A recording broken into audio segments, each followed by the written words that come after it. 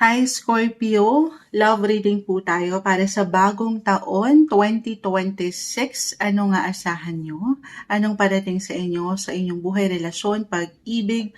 Kuha lang tayo ng ilang guidance, advice, messages para sa inyo ngayong bagong taon. Love message po. Energy check tayo para sa mga Scorpio.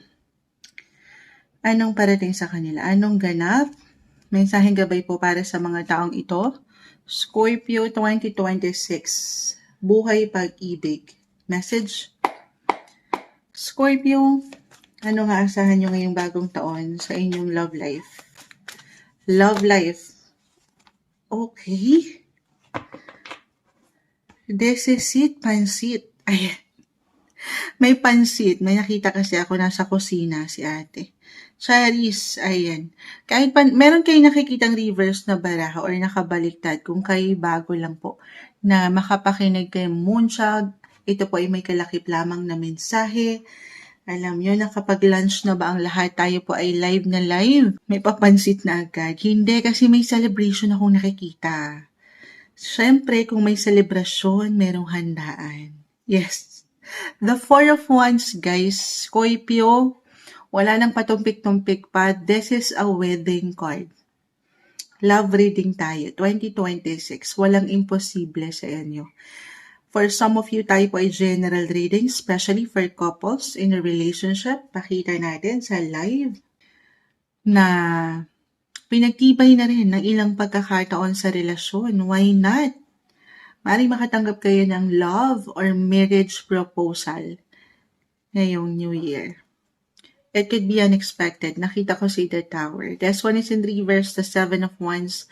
Bibigyan ng proteksyon ang relasyon or ipaglalaban sa bataan. Charis, ang pagmamahalan. Maaaring ang ilan ay ito po ay nasa ibang lugar, nasa ibang bansa. May ganun po ba? In a way, maaaring nadidelay lang. LDR, for those nasa long distance relationship. If ever naramdaman nyo na yung kabagalan na ito, na hindi naging madali, ayan, kumuha pa tayo ng isa. Two of Pentacles. This time, mabibigyan ka na ng higat na prioridad. Mas balance. Mas merong energy. Kung saan ay walang pagkasobra or pagkakulang. I feel na merong gustong bumawi. Kahit sa simpleng energy. Kahit over the net ito. Or ayun na. Meron ba? Maaaring ito naman ay isang desisyon na naisin nyo na marahil ang lumagay sa tahimik or magsama na sa isang bubong.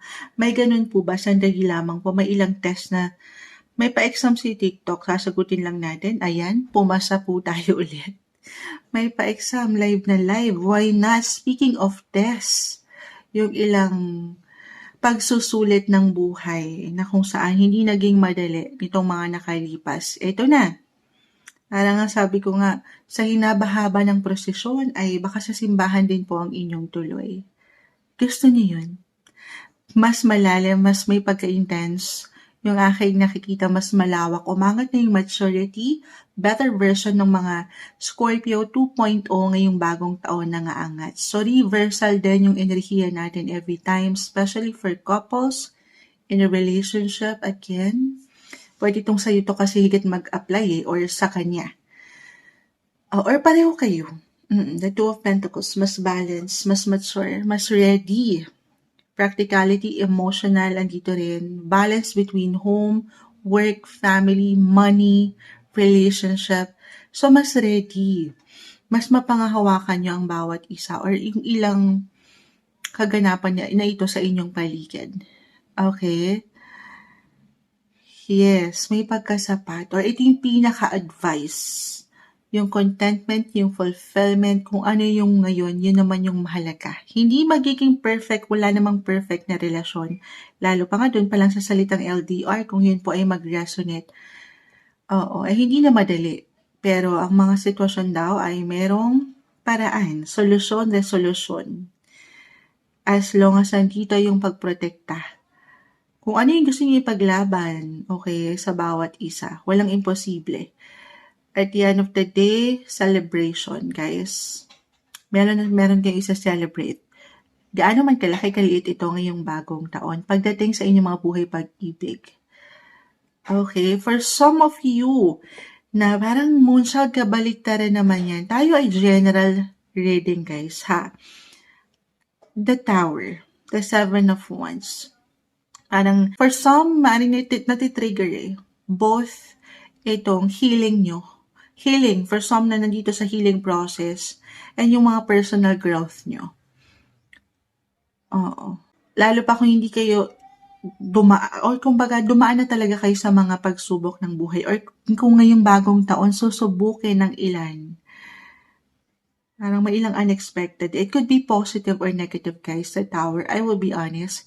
Maring hindi maging madali, it's a process, unti-unti. Maring at one point ngayong New Year's, Scorpio, may mga ilang pagbabago, or parang ang hirap sabayan ng relasyon or bigyang proteksyon, baka ganun to para sa ilan. Again, sa huli, ano man ang tinatakbo ng relasyon, no matter what your relationship status, Scorpio, mas may pagka-intense, malalim, merong selebrasyon. Kahit paminsan parang ang hirap paniwalaan yan, pero kung kakayanin nyo, napanghahawakan ng bawat isa, o ang sarili, kahit kayo lang muna, bilang isang individual, kumbaga, sapat, may pagkasapat, ano man tinatakbo ng relationship. Kung nasan kayo ngayon, happy, practicality, yung energy na nakukuha ko, kalma, at hindi kayo papangunahan ng kung ano mang negativity. Okay, malayo, malawak. Marami pa kayong possibility na pwedeng pagsamahan or pagsaluhan together. Singles, you may meet someone na I feel parang nagtatagpo yung inyong mga energy. Parang sumasalamin yung bawat isa kung sino ka na rin. Maaring pareho kayo ng, in a way, marami kayong comparison eh. Parang meron, I feel dito, no? Paano ko ba sasabihin yung salita niya? Marami yung pagkakatulad. Lalo pa yung mga experiences nyo from the past. Maaring kayo yung magpahilom ng ilang sugat ang puso na ito na naramdaman nyo or maramdaman nyo ngayong bagong taon. Yes po.